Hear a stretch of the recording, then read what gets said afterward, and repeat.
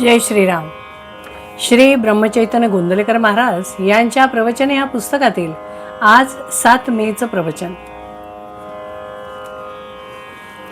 देहबुद्धीचा त्याग करावा.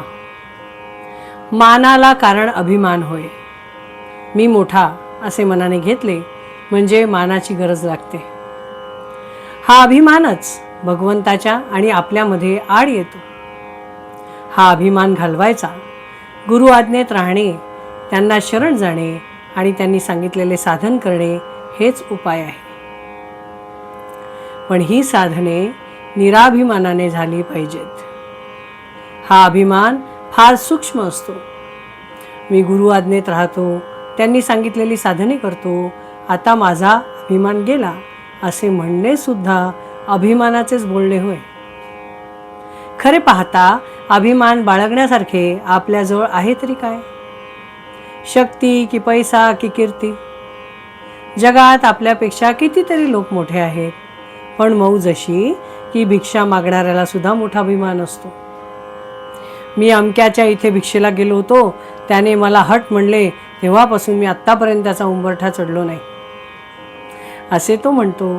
तेव्हा हा अभिमान आणि अपमान ही काय चीज आहे याचा शोध आपण घ्यायला पाहिजे. याला अगदी मूळ कारण देहबुद्धी. ही देहबुद्धी नाहीशी झाली पाहिजे. एखाद्या झाडाला खत घालीत गेले तर ते मरेल कसे? मला लोकांनी बरे म्हणावे, मान द्यावा, शिव्या दिला तर वाईट वाटते, हे देहबुद्धीला खत घालण्यासारखेच आहे. चांगले वाईट मान अपमान सर्व देवाला अर्पण करावे. वस्तुतः कर्तेपणाच त्याच्याकडे सोपवावा, म्हणजे त्या कृत्याचे परिणाम आपल्या मनावर होऊ देऊ नयेत. व्यवहारात थोडा अभिमान लागतोच, पण तो केवळ कारणापुरता असावा. वरिष्ठाने नोकरांशी वागताना अभिमान पाहिजे, पण तो तितक्यापुरताच, त्याचा मनावर परिणाम होऊ देऊ नये.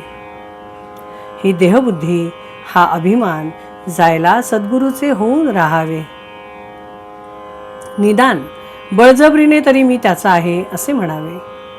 सद्गुरू तुम्हाला नकळत तुमचा अभिमान दूर करतील. परमार्थात संतांचेच ऐकण्यात महत्त्व आहे. ते आईबापांचे का ऐकू नये? तर ज्याचे मन त्याच्या ताब्यात आहे, ज्याचे मन स्थिर झाले आहे, किंवा ज्याचे मन नेहमी भगवंतापाशी आहे, अशाचेच ऐकण्यात विशेष आहे. आपल्या देहबुद्धीची तरा मोठी विलक्षण असते. सगुणोपासना आपल्या सवयीच्या आड येते, म्हणून मनुष्य ती करत नाही. फारच सोपे म्हणून तो भगवंताचे नाम घेत नाही, आणि फुकट काय जेवायला घालायचे म्हणून तो अन्नदान नाही करत. असा मनुष्य फुकटच जायचा. देहबुद्धीला ताळ्यावर आणण्यासाठी संतांच्या ग्रंथांच्या वाचनाची गरज आहे. पहाड झाली की थोडा उजेड, थोडा अंधार असतो. त्याप्रमाणे सध्या आपली स्थिती आहे. देहबुद्धीच्या अंधारात भगवंताच्या स्मरणाचा किंचित उजेड आहे. हा देहबुद्धीचा अंधकार जाऊन पूर्ण प्रकाश दिसायला भगवंताच्या अनुसंधानासारखा दुसरा कोणताही उपाय असणार? दुसरा कोणता उपाय असणार? मीपणाची आणि अभिमानाची पूर्णाहुती देणे हाच खरा यज्ञ आहे. आज के प्रवचन में कहा गया है कि देहबुद्धि का हमें त्याग करना है. हमारे मन में ये जो अभिमान है उसे कैसे हमारे मन से निकाला जाए. कभी कभी तो हम लोग गुरु आज्ञा में रहते हैं, हम लोग नामस्मरण करते हैं, हम लोग अन्नदान करते हैं, इसका भी अभिमान हो जाता है. सो लोगों को, इंसान को हर चीज़ का अभिमान करने की आदत है. ये आदत संतों के सहवास से ही कम होगी.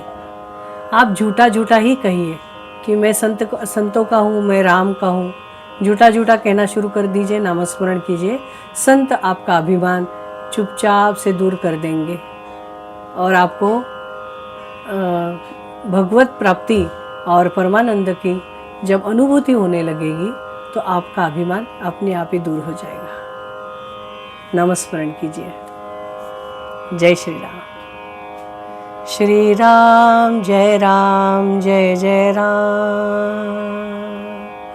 श्रीराम जय राम जय जय राम, श्रीराम जय राम जय जय राम, श्रीराम जय राम जय जय राम, श्रीराम जय राम जय जय राम, श्रीराम जय राम जय जय राम. जय श्री राम.